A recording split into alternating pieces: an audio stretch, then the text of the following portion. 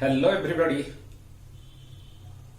In this video, I will be discussing a question that has been asked in paper 2 Sociology in 2019 Odisha Civil Service Exam OPSC. That is question number 3. Question is measures conducive to industrialization in India. What are the measures conducive to industrialization in India? Before discussing the answer of the question, at the outset, I would like to tell you the fact that what industrialization is all about. Just to make a derivation, industrialize plus ation, that is called industrialization. Industrialize means to establish industries in different parts of our country, because it's a topic of paper 2 Sociology. To establish industries in different parts of our country is called industrialize. Ation means process. So the process by which industries were established in different parts of our country, that process of transformation is called industrialization. And what are the measures? Conducive means suitable to industrialization of our society. I will be telling you the fact that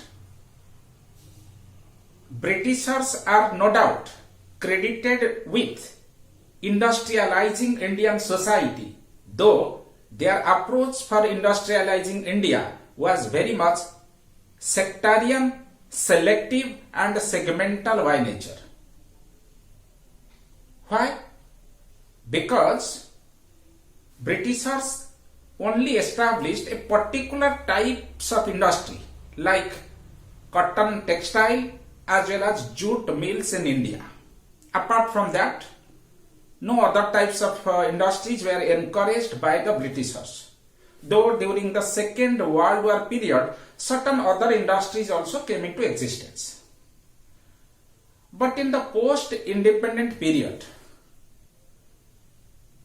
the planning commission was constituted, and in the second planning plan, we gave emphasis on state-centric, centralized, heavy industry-oriented, techno-scientific model of growth and development of our country.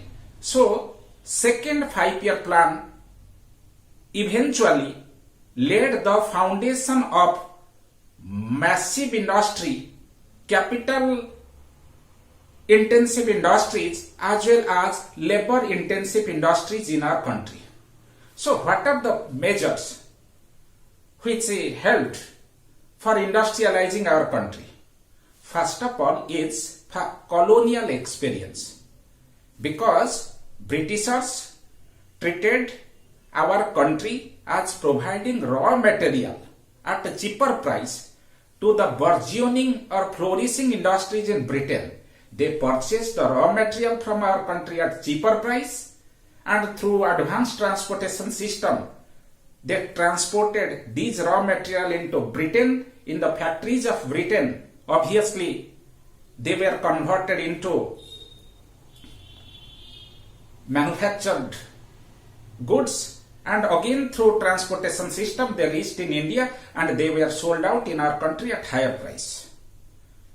So because of colonial experience, our country was lacking lots of industries. So colonial experience basically provided us an incentive. It provided an incentive to government of India how to establish mass large scale industry. That's the reason in second 5-year plan, state centric, centralized, heavy industry oriented, techno scientific model of growth and development was encouraged, and large number of steel industries, iron industries owned by the public sector that came into existence. Second measure is import substitution approach of our country. Generally, after attainment of independence, we did not want our industries to compete with the advanced industries of Europe, West Europe as well as America. So import substitution approach as well as protectionist approach of our economy, that was also conducive. Next is vast natural resources of our country. Apart from that, raw material of our country, raw material was plentifully available in our country. Raw material was plentifully available in our country. Then in our country, minerals were also deposited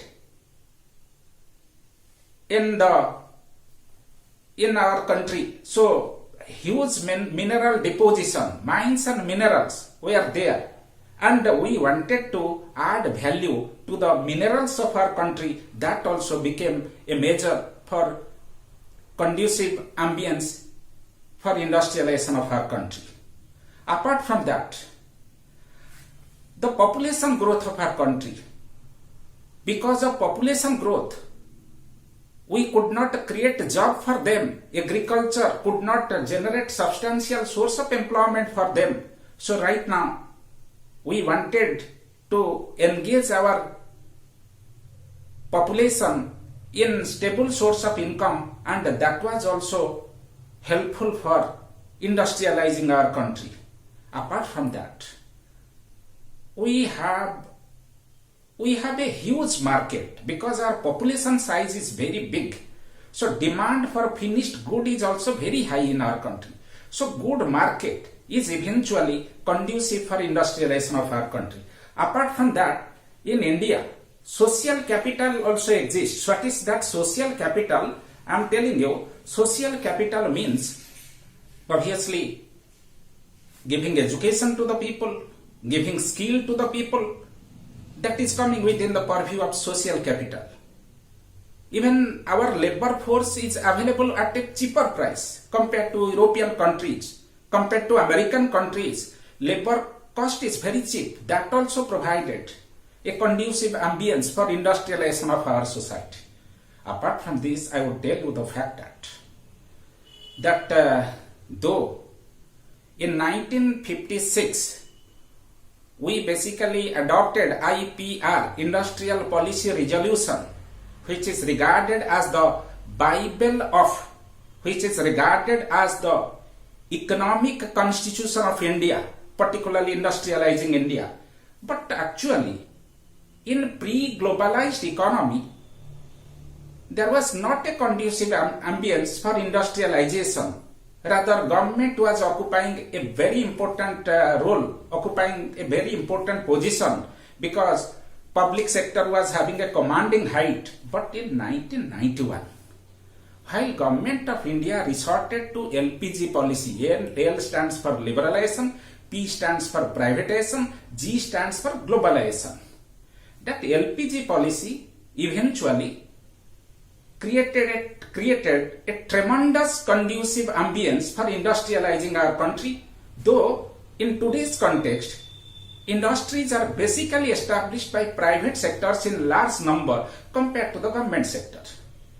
In this context, I would tell you the fact that actually LPG policy, which gave emphasis upon lifting away the quantitative restriction, which gave emphasis upon delicensing, which brought an end to the inspector Raj in India, that has become immensely helpful, immensely instrumental for industrializing our society. Apart from that, I will be telling you, the present government has, since 1991, in the center, different political parties have formed the government, but no political party has deviated from the basic motto of our economic development, that is LPG policy is continuing till the date.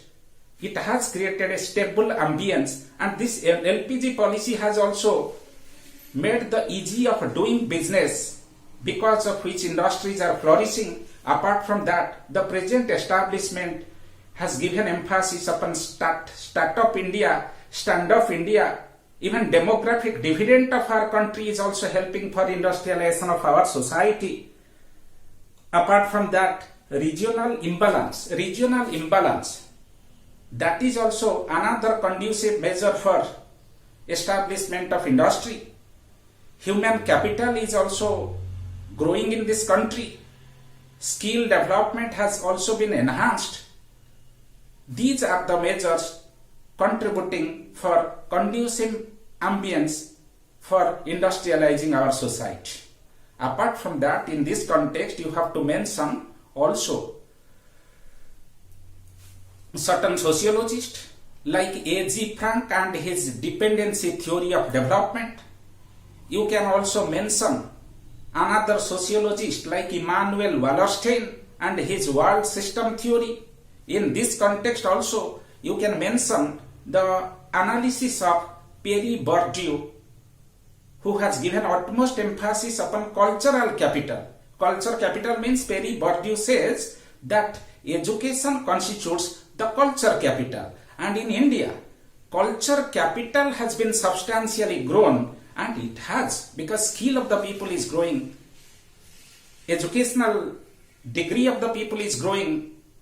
Many students in our country every year, large number of students are getting passed out from colleges and universities with BTech degree, MTech degree. So this skill development, technical education, they have become immensely instrumental for industrializing our society. This is all about the answer of the question. Let me wind up my discussion. Wish you all the best.